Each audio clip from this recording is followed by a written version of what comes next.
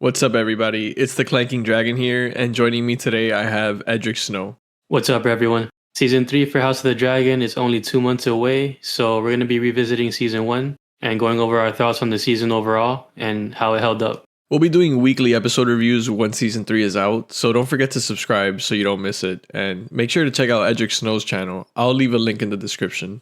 Alright, so let's start off by talking about Viserys. They basically made him like the tragic anchor of the show in a way. Yeah, he was like the glue for both sides of the family, right? Like he kept everybody together. He just wanted everybody to get along and just be happy, bro. He just wanted to drink and have a good time with his family. When he was watching Rhaenyra's kids and then his kids training in the yard, he's like, "Oh, this is the stuff, Lionel," right? Like you could tell, right? Boys growing up together, training together, fighting together. But it wasn't, everybody hated each other. He was kind of forcing it, but nobody really wanted to be there. They were just kind of in denial. Yeah, he was doing it for them. But I mean, they were doing it for him rather. But nobody really wanted to do it. Yeah, I mean, they make his failures feel like more tragic. In the show, it's, damn, he really cares about this. And maybe he's caring too much about too many things at once. He could never really bring himself to make the hard decision or like sacrifice one thing in exchange for another. Yeah, and like you can tell that like love really, he loves his brother. It hurts him every time he sends Daemon away. He comes back with open arms. All he wanted from Rhaenyra was to get married, before he went down down that path of like being super sick, right? Like he's like, please just get married. That's all I want. And the show really did a good job of just showing like everything that he's juggling at once. So he's thinking about Aegon's dream, and then he has his own prophetic dreams. He needs to protect Rhaenyra's claim, and like while all this is going on, his health is deteriorating like basically on a daily basis. Then you have Otto scheming on the side, and then every now and then Daemon comes up and he just fucks shit up. He wasn't really built to hold all of that together. No, and like he kind of tried, but he just failed miserably. Yeah, and I mean it's hard. Like it's hard being king, right? Like, he didn't ask for this. He was born into this, and he was voted, in the Council of Harrenhal over Rhaenys. So he also has that chip. Like he's like, yo, I gotta put in work here. And he does what he can. He wants to just drink and have a good time and be with his family, and nobody lets him do that. So and he just starts crumbling. I mean, turns into a leper king. Because I'm sure the stress had something to do with it and all these cuts and his health. But yeah, man, that'll take a toll on anybody. Yeah. In the back, you have Aegon's dream. So it's like, damn, in his mind, he really needs to secure House Targaryen. He really needs Rhaenyra to get married, like you were saying, continue the line to make sure that a Targaryen sitting on the throne and basically to make sure that they're there to defend humanity. But then you have like everything on the surface, just making it all not work, Yeah, he's a dreamer too, right? So he always talks about, few in his line were dreamers, and he was one of them. He had the dream that his son, that he called Balon, was gonna be king, and it didn't end up working out. And then he was like, oh, during that episode where they had the hunt, and he was just drunk in front of the fire, he's like, oh, did I make the wrong choice? But the White Hart didn't end up showing up for Aegon, and it ended up showing up for Rhaenyra. So he had like that sigh of relief, like, oh, maybe I didn't make the wrong choice and keeping her my heir. And he was he was staunch the entire time. So he also wanted to honor, like Emma's memory, and like as soon as he had Aegon, if he would have just made him the heir instead of Rhaenyra right away, in his mind, they would have been like dishonoring her memory, because at the end of the day, he really loved Emma, Yeah, I mean, in Laena's funeral, when he's like, oh, he passes by Alicent, he's like, oh, I'm going to bed, Emma.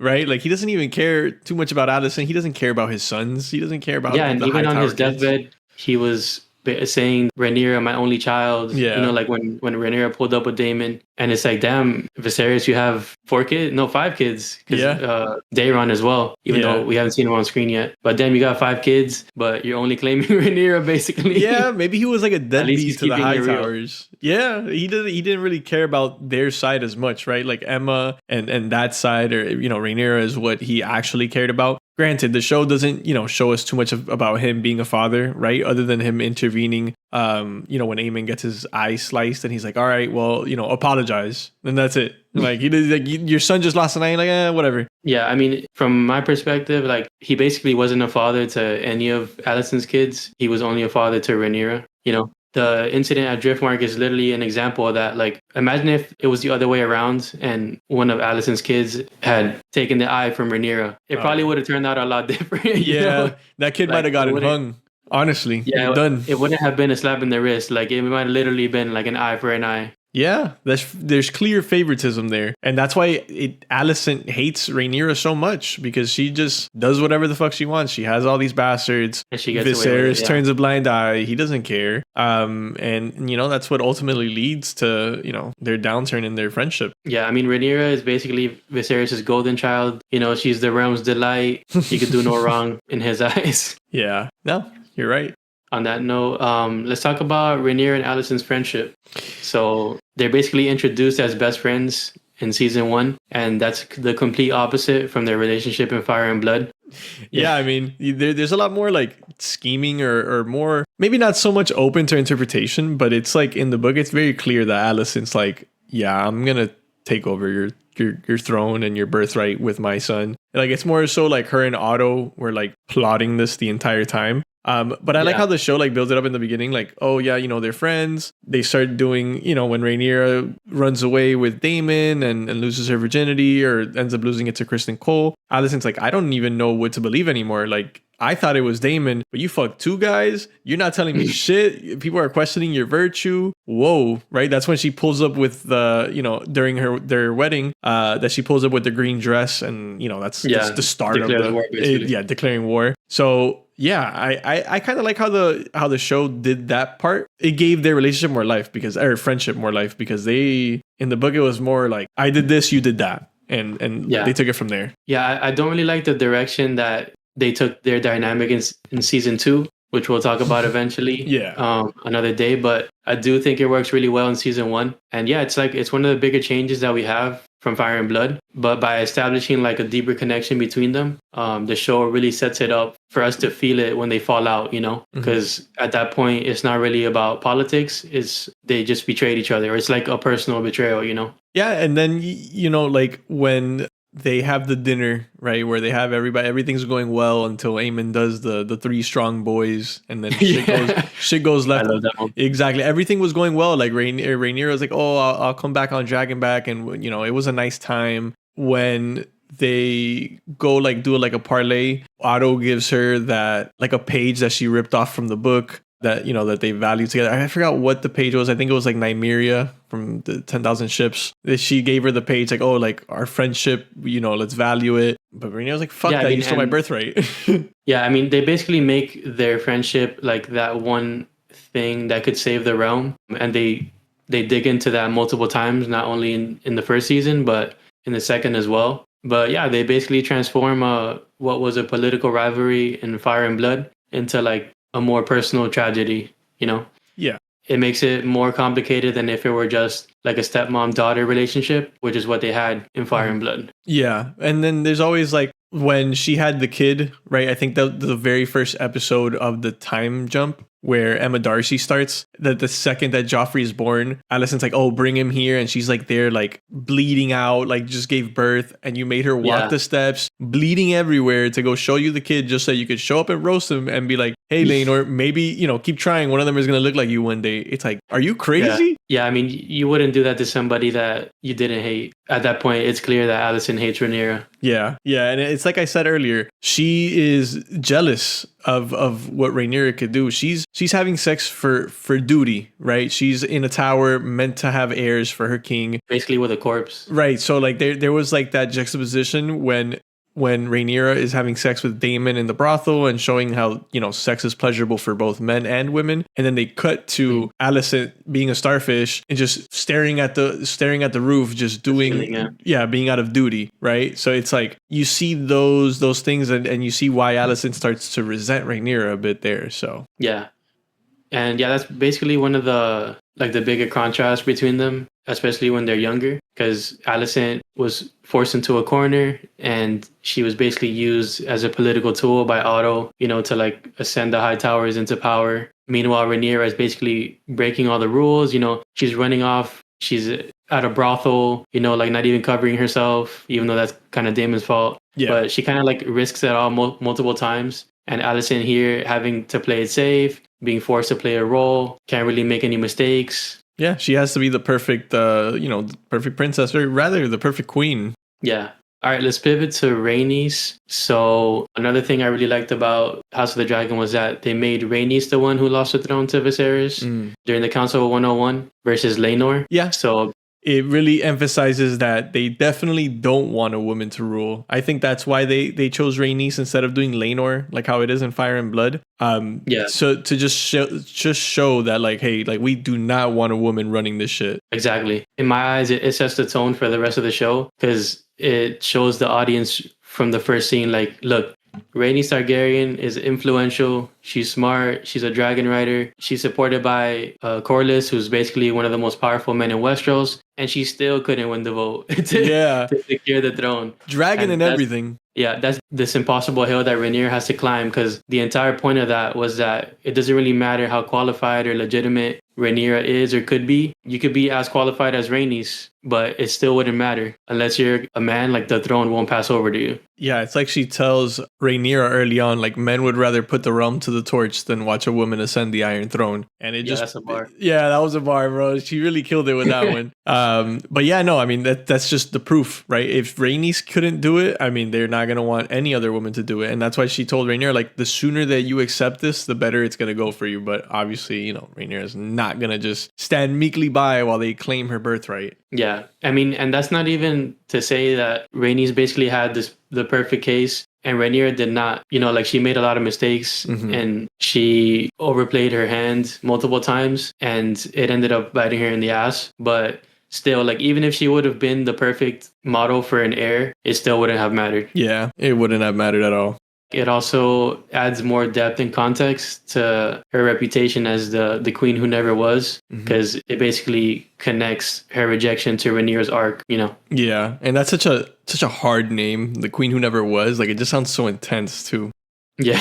Yeah, I don't know why. It was just like, wow, that's a great title. I mean, it sucks for her, right? She got passed over, but... Yeah, and I think especially on screen, it would have been awkward if they would have put Laenor against Viserys, because Laenor would have been a kid at that point. Yeah, do you want a 6-year-old, or do you want like the 26-year-old that like had Balerion the Black Dread, right? So it's like exactly. Let's go with the Dragon Rider. Let's go with Balon's line instead. Yeah, and at the end of the day, Laenor, even though he is half Targaryen on the side of Rhaenys, he would have been a Velaryon. Like, he's a Velaryon. Yeah. So, like, you put up a Velaryon versus a Targaryen, there probably would have been there obviously was a bias already, but I feel like all things being equal, they still would have chose a Targaryen over a Velaryon, Yeah, 100%. It's in the name. And, Laenor, I think he probably, Sea Smoke had probably just hatched. But again, he was like a child and he had a hatchling. Hatchling for sure. Yeah, you don't want to leave you would have to deal with an entire regency if you choose Laenor, which, they probably didn't want to go through with that. They're like, let's just give Viserys the crown, bro. Just let him take over right after, the old king dies. That was probably another big part of like how it went down in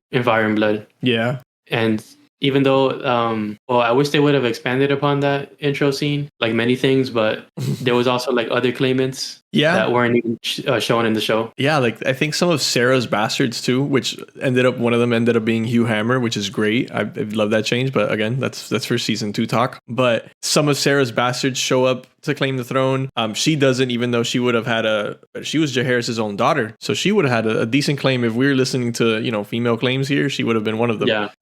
But she said she had her own kingdom over there in Lys, so yeah.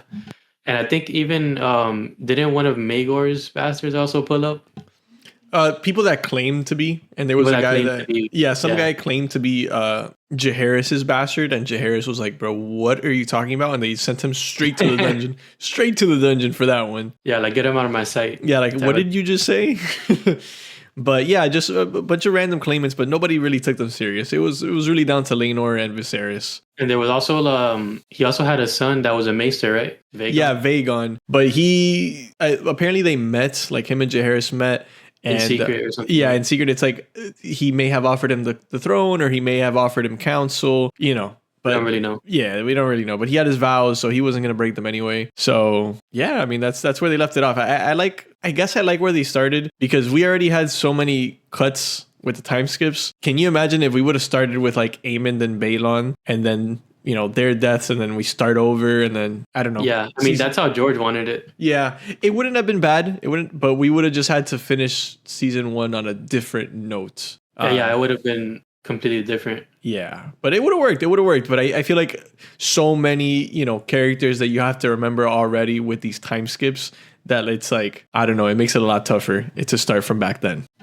Yeah, and this was also kind of like relaunching like the Song of Ice and Fire universe on screen after, like years after the end of Game of Thrones. So if you start off with like a hardcore story, it kind of might have been a little bit more ambitious. Yeah, no, I agree 100%.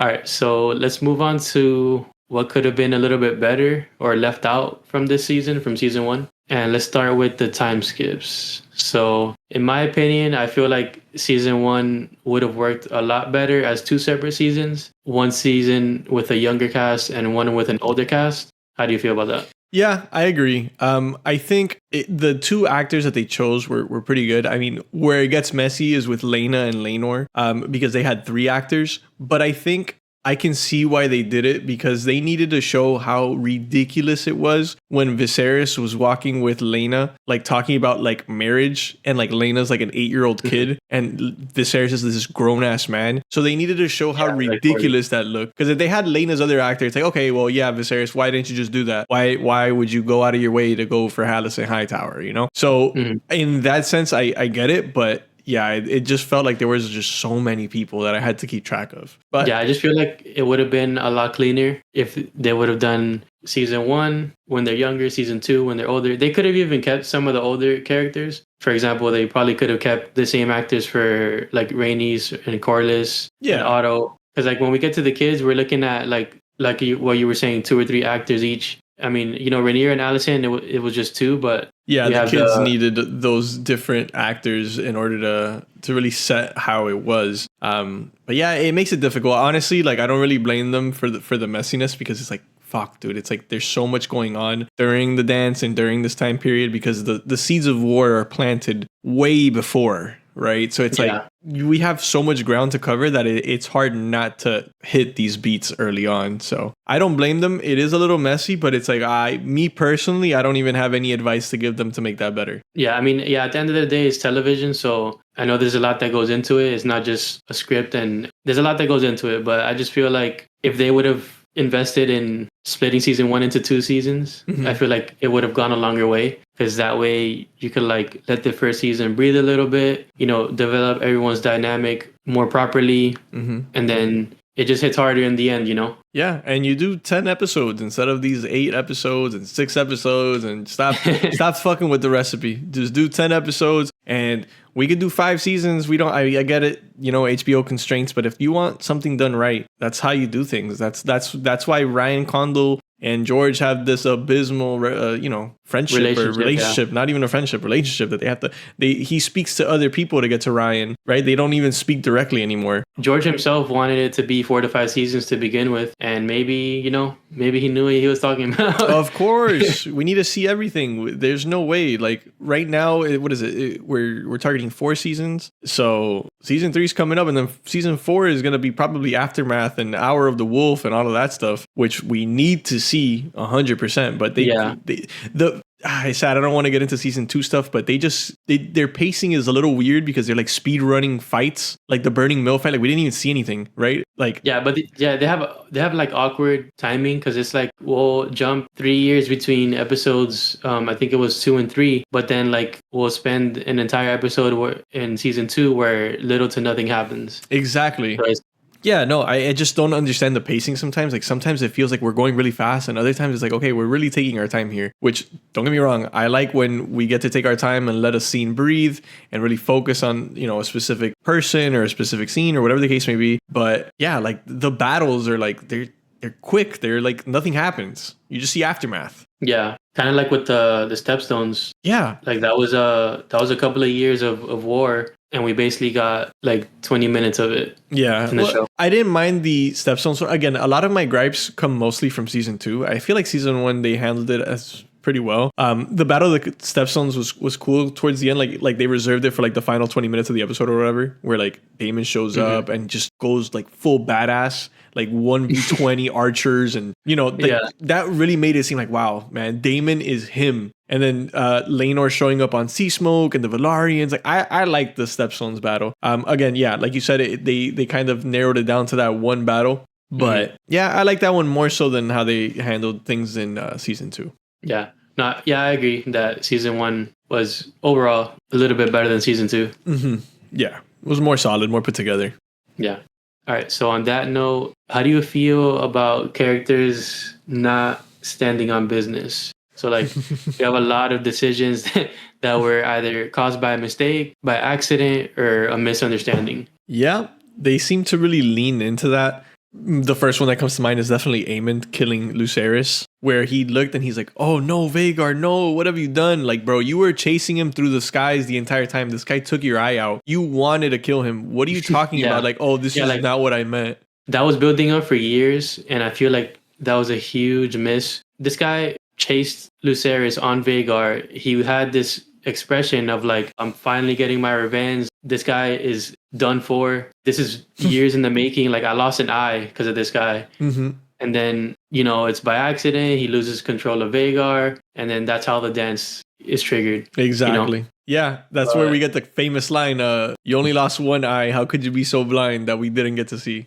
That's another bar. That's such a bar that Otto had and we didn't get to see it. But yeah, dude, I mean, what? There's no remorse in Aemon. Sapphire Eye, he doesn't care. He wants his vengeance. You can tell he's angry. This guy is a psychopath. Yeah. And I mean that in a good way. Yeah. He's a great villain. But yeah, man, there's no way they should have done that. Aemon is literally one of, alongside Euron, one of George's like more cartoonish villains. Like this eye patch. Is just cartoonishly evil. Like he has an eye patch with a sapphire eye. He rides like the largest dragon in the world, burns cities and villages to the ground with no remorse. This guy is cartoonishly evil. Yeah. And the fact that his whole like villain arc was started by accident doesn't sit well. Yeah, no. I would say if you're going to be a dickhead, bro, like commit. Be a dickhead. There's no remorse. There's no room for remorse, bro. This is what you wanted. You wanted to kill him. You got your vengeance. There's no need to get all scared now. Commit. Yeah, they made it seem like, I was just trying to like big bro him for a second there. Yeah. But it's like, no, your dragon ate his dragon, and that's that. I even because obviously the season ended on that, but in season 2, I was still hoping that like maybe they made it seem like an accident, but as long as he claims that it was all like his decision, like that he wanted revenge, I feel like that still would have made up for that. Mm-hmm. But we didn't even get that confirmation. Like it kind of just went unsaid, Yeah, they were like, "Oh, hey, bro, good job. You started the war." It's like, no, bro. I wanted to see aftermath of that. Yeah, like we could have had a scene with like, let's say he's arriving back to King's Landing and like he's in his room or whatever, and Alicent just storms in pissed, and she's like, "What did you just do?"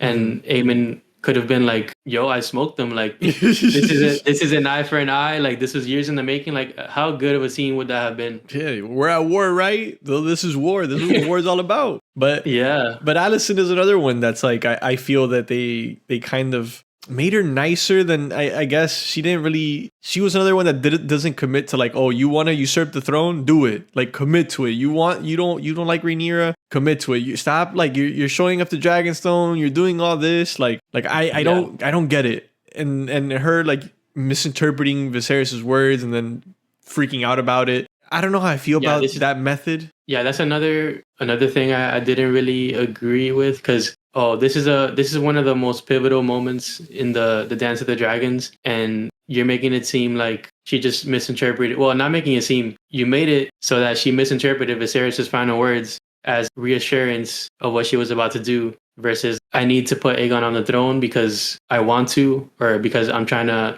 do what's best for my house, or I'm trying to spite Rhaenyra, like for whatever other reason, not a mistake though. That was the worst possible decision. Yeah. And then like when the Green Council happens, she's like, oh wait, you guys were all plotting to put my son without telling me? It's like, yeah, like she should have been the main one. Her and Otto should have been the main ones. But they made it seem like she wasn't complicit with any of this. She's like, no, this is not what I want. even though like the entire time she's just bitching about Rhaenyra and she wants her son to be king, you know. Yeah, so she was basically all talk. Exactly. It's like when it comes down to it, you're like, oh, you know what? I don't know. It's like, maybe I don't really want to start a civil war. Yeah, no, it's too late now. But that's what. So like back to like Rhaenyra and Alicent's friendship. Like I do think that was a solid foundation for the first half of the season because it would have developed a better payoff for the second half of the season and just the show in general. But once they flipped the switch,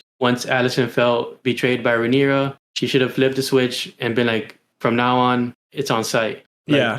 From that point forward, it should have been, I'm putting Aegon on the throne, whether you like it or not. And it's not because of a misinterpretation. It's not because Viserys wanted to. It's because I want to. Like exactly. That's how she should have owned it, and that's what I would have liked to see Alicent much more like that, in like shown in that light.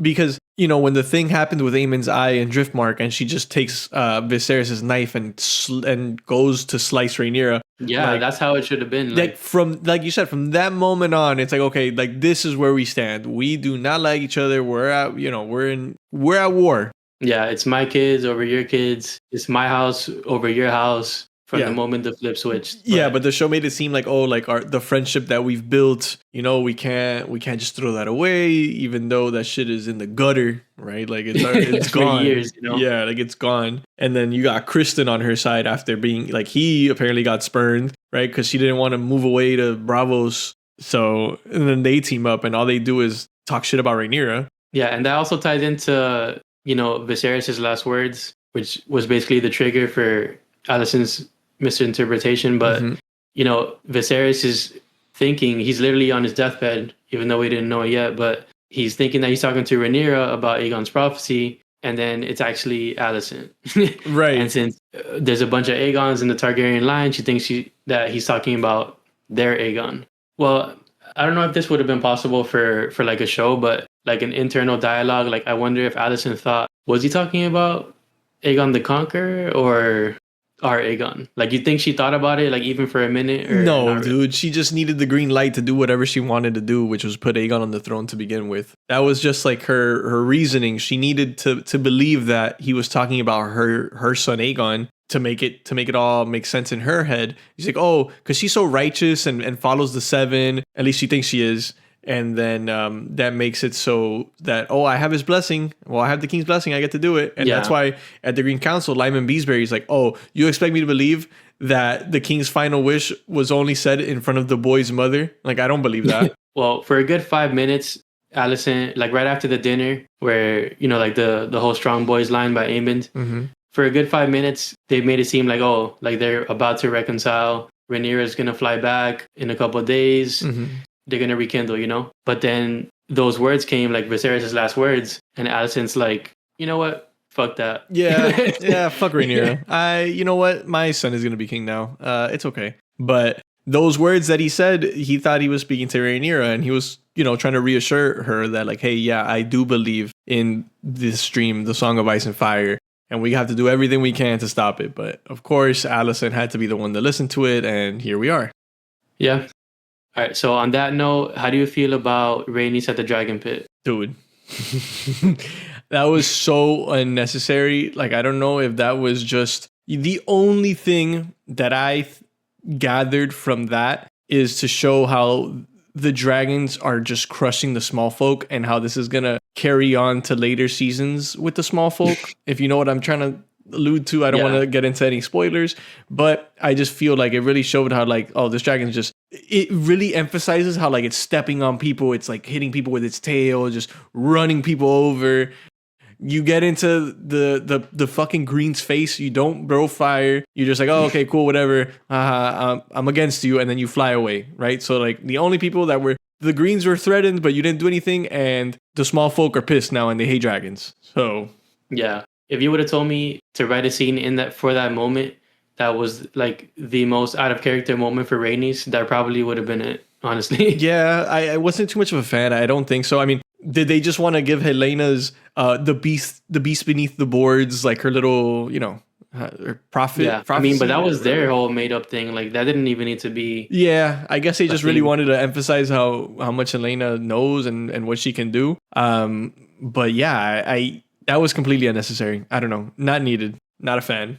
Rhaenys, she had spent her whole life being denied power. She's smart. She was this queen who never was, and all of a sudden you have her just committing a terrorist attack, basically, Yeah. like on the small folk that have like like none of those people deserve that fate, you know? No, they were just collateral damage for the highborns, political games, the Game of Thrones. Huh.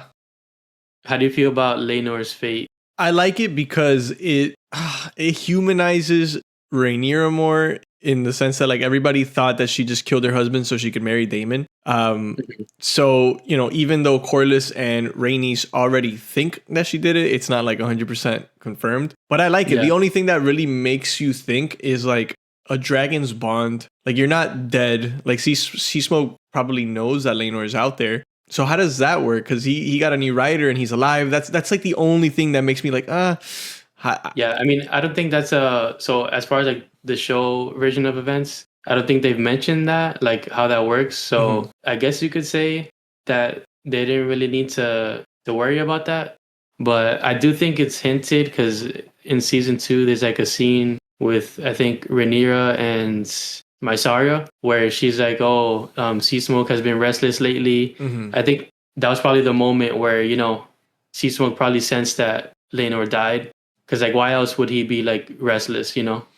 Yeah, maybe he did die out there in the disputed lands or wherever he ended up going. Maybe he's not alive. I don't know. It just has a lot of implications. I mean, there's a lot of like silver-haired people over in Essos, right, with the Lyseni and everything like that. So he could probably get away with it. They have a lot of Valyrian blood, so maybe he gets away and he lives happily ever after with Carl or whatever the case may be, right? But For a time. Yeah, for a time, and then maybe he dies, and then maybe that's why Seasmoke goes crazy. I don't know, but that's the only thing that like they never really go too in depth with the bonds of a dragon and a dragon rider. Like Septim Barth tries a bit, but it's so hard. So I don't know. And then Adam being pretty much like Laenor's stepbrother, because they both from the sea snake. He doesn't have any. He has Valyrian blood from the Velaryon side, but he's not a dragon rider. So I don't know. Yeah, I mean, I guess you could say it's implied that the mother might have had some dragon seed. Maybe. I mean, she's in a port town nearby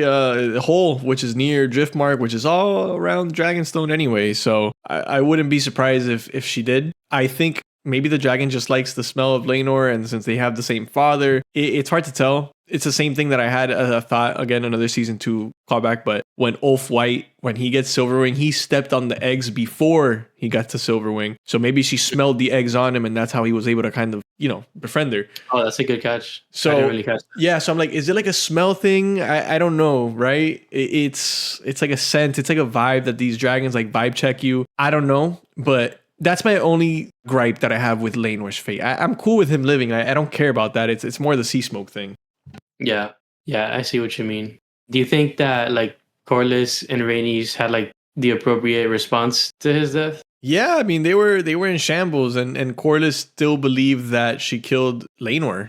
Like he said it like, "Oh, we're really gonna support these people? Like, are you sure?" Like before we were taking sides, and they're like, "Oh, I mean, fuck it. If you wanna go with them, because they still have Baela and Rhaena. They don't really like Daemon, but that's Laena's memory that they're honoring. So yeah." All right, so let's wrap this up with what we feel like were the best moments of the first season in no particular order. And I'm going to start it off with the scene in Driftmark that shows the aftermath of Aemon losing his eye. Ooh. How do you feel about that? Yeah, so that one was great. I mean, for me, any scene that Viserys is in season 1 is automatically top tier. That one, for me, it was really the start of seeing who's on whose side, right? Like you see... After Alicent cuts Rhaenyra, you see Corlys and Rhaenys on her side with Lucerys. You see Daemon. You see Kristen about to pull up. Yeah. Daemon's like, nah, not today, bro. Exactly. He's like, hey, whoa, where do you think you're going? So you start to see these sides like really get defined in that moment. And Viserys is just like, hey guys, like, let's just all get along. What's going on here? Be nice to each other. Love each other. Where did you hear these rumors? I think it was like it was pretty telling and like pretty powerful when Alicent is like crying, pleading with Viserys to like do something about Aemon losing his eye, and Viserys is just like, you know what, guys, let's just apologize and let's go to bed. And that's when Literally. she's like, nah, bro, it's not. That's not how it's gonna go down today. Yeah. She like tried calling like Kristen, like he's like the hound, like, oh, bring me his Yeah. eye, like, and it was crazy. Like that's when Rhaenyra says it was hard hiding behind your own righteousness, because she was like, oh, where's duty, where's sacrifice? You just trample everything, you just do whatever you want. You take my son's eye, and even to that you feel entitled. Like it was a powerful moment for Alicent. And how Otto, even then he was impressed by her. He didn't think she had it in her, but. Yeah. In the books, I always thought that she was like that, originally, like not holding back, as opposed to being, all friends with Rhaenyra. That was supposed to be like the point of no return for like the dynamic between the two families. So that's what I was hoping Alicent would be like for the rest of the show. Unfortunately, it didn't turn out that way. No, they had the dinner. We'll talk about that in the next one. Yeah. But yeah, I mean, Alicent just loses it because she feels like Rhaenyra gets away with everything. Like you were saying, Lucerys took Aemon's eye, and Viserys was like, yeah, I mean, let's just all get along. Like, not even that. Like Aemon lost his eye, and he's like, "Hey, you called them bastards? Hey, where'd you hear that from? Who told you that?" Like, we're not asking. Like, he doesn't even care that his son lost an eye. Yeah, he's threatening everyone. Like, oh, whoever questions the legitimacy of Rhaenyra's sons, I'll have your tongue out. Yeah. And it's like, bro, your son just lost an eye, and you're pivoting the conversation. Yeah, he doesn't even care. Else. For what it's worth, it's like Viserys really wanted a son the entire time, but he only would have wanted it if it was with Emma. Like he doesn't care about any of his other sons, Helena, any of the Hightower side. Like that doesn't exist to him. He's just he Daemon, even like Rhaenyra. Yells at Aegon when he's like, oh, Aegon, like tell me who told you that Rhaenyra's sons were bastards. Mm-hmm. And Aegon is just like, everybody knows, father, everybody knows. Yeah. And no one said anything because what is there to say? Like, just look at them, just like he said. Yeah. Like, they're clearly not Laenor's kids, and everyone knew that. Yeah. Yeah, no, it was a powerful scene. Yeah, I really feel like, well, Olivia Cook did a good job throughout the season, but that was like one of the defining moments, I feel like. Mm-hmm. She really killed it. Yeah. That was, I feel like, where she showed like her range. I was like, wow, that was such a, like she brought the emotion to it. I was like, okay, yeah. I see where you're coming from. Yeah.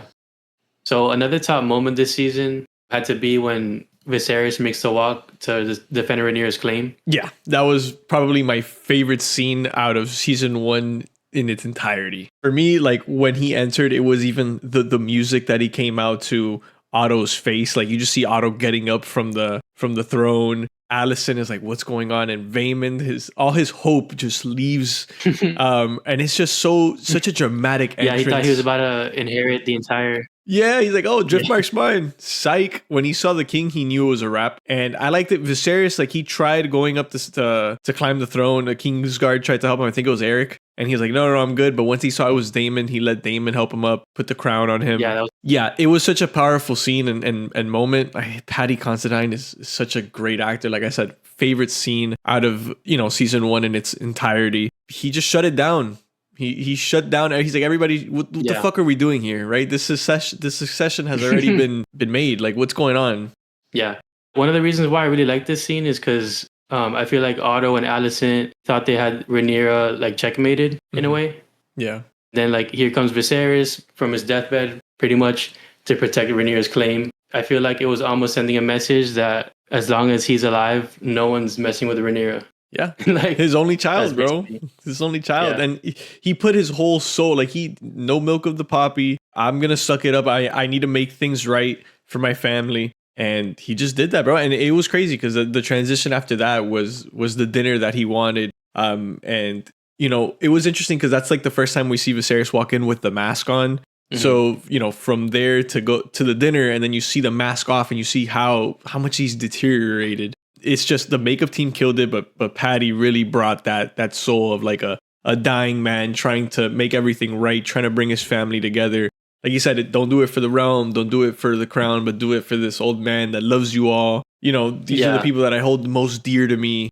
So yeah, I mean, it's just a great moment in general. Yeah, I also really like that dinner scene. And it's also really sad because like right when they're pulling Viserys away, like when the camera's in like slow motion and he sees like everyone having a good time, even Otto's laughing for the first time ever. Yeah, like everybody's having a He's great like, time. yeah, his grandkids are getting along, and then as soon as he leaves, Yeah. it all goes to shit. Yeah, Like, at least they held it. At least they held it down in front of him, right? They gave him that little peace of mind before they, scurry him away. So at least they waited before doing that. They really had to bring that pig out. Yeah, man, and they had to laugh about it too, right? Of course, then this guy goes on the 3 Strong Boys chant, and then it's over. To be fair, though, I feel like that was a harmless joke. Lucerys just like giggled, but kind of like a callback to old times. But from Aemon's point of view, it's kind of like it brings him back memories to when he didn't have a dragon and they were making fun of him. Yeah, but it's like if you're Lucerys, like you know that you took this guy's eye, like he hates you. He's gonna hate you for the rest of your life. So I would not fuck with him, especially when you see he's crazy and you saw him in the yard training with Kristen Cole and he beat him. I would not. Yeah, do they were anything. like, "Who's this grown ass man?" Yeah, exactly. He's a grown ass man, and Lucerys is like a little kid.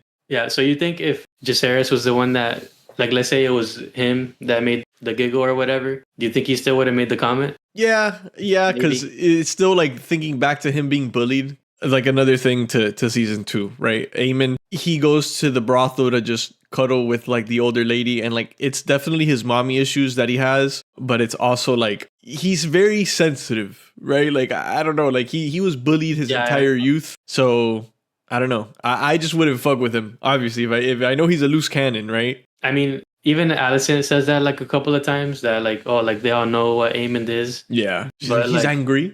We don't really see her do anything about it. No, I don't think she can control him. I mean, she tries like when Aemon tries to, well, again, season 2, but when he tries to get Helena to fly on Dreamfire, he's like, hey, no, she's not gonna get involved in your war. Like, what is this? Like, she tries to stop him and tries to show him direction, but he doesn't give a fuck. He's not going to listen to her. He took her place away in the council, the small council, so. I feel like the only person that he sees on his level is Kristen. Yeah, and Daemon. Well, and Daemon, but yeah, on his side, Kristen. Yeah, agreed. And speaking of fucking with Aemon, like, Lucerys should not be doing that. It just so happens that when he shows up to Storm's End, that's where Aemon is, and you see Vhagar just pull up and do the roar. That's probably like the next big moment, in the season. Obviously, that's what they chose to end the season with. Man, when you just see how small his dragon is compared to Vhagar, it's not fair. Yeah, huge difference. I mean, he literally pulled up and he sees Godzilla in the back. Literally. And I just know he was like, Mom, you said this would be the easy one. Yeah. Because she was like, oh, Lord Baratheon, like he'll be proud to host the prince in his presence or whatever, or something along those lines. I'm paraphrasing. Mm-hmm. But it's just like, he never would have expected to pull up and just see literally his worst enemy, because he already knows when he sees Vhagar that Aemon is obviously in there. But I'll give it to him. He was brave enough to follow through and go inside. Yeah, bro, I would have popped the fastest U-turn. The Yui? Yeah, instant U-turn if I see Vhagar there. It's like, okay, well, they probably already won Storm's End. And even then, when he showed up to Lord Boris, he's like, tell your bitch mother to not tell the Lord of Storm's End. That the Lord of Storm's End isn't a dog that she could just whip up or whatever. Exactly. Yeah. Like, he just hits her. He hits him with that. And, at least he has the courtesy to say, hey, not in my walls. And in the books, it was one of his daughters, Maris, was like, oh, he took one of your eyes, not your balls. And that's what sets him off. Yeah. So I think it's funny that they chose to exclude that one. But nonetheless, I mean, he still like chases him out and fucking murks him. So I think it was cool to see like that's not like the mask was off. Aemon was ready. He was gonna, as soon as he saw Lucerys, he was like, this day cannot get any better. Like he was leaving with something that day. Yeah, he's like, would you look at that? And he even showed him the sapphire eye. That's like the first time that he takes off the eye patch and we got a good view of it. Yeah. I thought that was cool. I think they did a good job with the sapphire eye. Yeah, it looks good. I think that's one of the cooler like fantasy elements from George's universe, like the sapphire eye. Yeah, it's like you were saying earlier, it's cartoonishly evil, right? Like fucking sapphire in his eye. Like what? That sounds crazy. Yeah, literally the only other character that could match up to that like cartoonishly evil is Euron. Yeah, that's true. The crow's eye. Like imagine if if in Game of Thrones we would have had like a Euron equivalent, but like dude. adapted to a show. Everyone would have been shitting bricks and we would have gotten book accurate Euron. That guy would have been the biggest threat instead of being whatever the fuck he was in the actual series. Like that was insane how butchered that character got. But I agree. Yeah, another thing I really like about the Storm's End scene is like after, like with the dragons, this is what could happen when you give weapons of mass destruction to children, because that's basically what Aemond has. Yeah, you got Viserys not so much because his dragon is a lot smaller, but Vhagar is literally a walking nuke. Yeah, that is the nuke, right? The biggest dragon there. So yeah, bro, anybody you put in front of him is gonna get chopped. I mean, how many times did Vhagar specialize in sneak attacks? Yeah, she being such a large dragon, that's like her finishing move or her specialty. Yeah, just come in with a chomp. Yeah, she's done it twice already. Yeah, bro, that's a menace to society right there. I can't wait to see what they got in store for us in season 3. Yeah, especially if it's anything like the books. I mean, I read that they had like a conceptual episode that they're gonna do in like season 3, and I don't want to get too into that. I wonder what they're gonna do with that, but yeah, no, I'm excited regardless for season 3. I feel like this is gonna be the best season that we've seen for sure. Yeah, I have a lot of hope that it'll be good. There's just too many good battles, good storylines. I'm excited. Yeah. That's going to do it for this episode. Make sure to check out Edric Snow's channel in the description. We'll be working on a season 2 discussion as well, so be on the lookout for that soon. See y'all in the next one. Peace.